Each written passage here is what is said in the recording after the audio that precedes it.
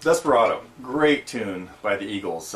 Glenn Frey and Don Henley put together this great slow ballad piano tune that translates pretty well to the guitar. So I put together a guitar lesson on this that includes that, playing a little piano intro, and then talks about all the different chords and variations that happen in it. Because when this happens on the piano, a lot of chords that would not be natural chords to go to on the guitar, not necessarily hard, but just not something that you would stumble into, come out. So we hear a lot of G chords in here, and then variations on the G that are variations on a G7, really. G7 would of course be adding an F on the first string.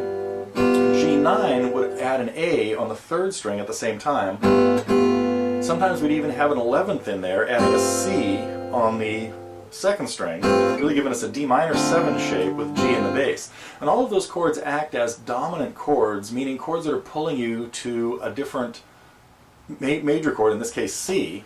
And it's fascinating how this stuff all works. So an example of some of the things that happen in the verse, we do hear like a G chord to a G9, going to C, and then a C minor 6. There are a bunch of different ways of playing this, but as I go through in the lesson, the main one I like to use in there is done by keeping the C on the 5th fret of 5th string, 3rd fret, sorry, keeping it on the C. And then moving your first finger to E flat on the 4th string, your second finger to A on the 3rd string, and your 4th finger to the E flat on the 2nd string. And then pinching those notes, and even having the first string dead by having your little finger touch it. So that's the sound we hear in the beginning. G to G9 to C, and then to this C minor 6. Now we're missing a note in there, doesn't matter. We're still going to call it C minor 6.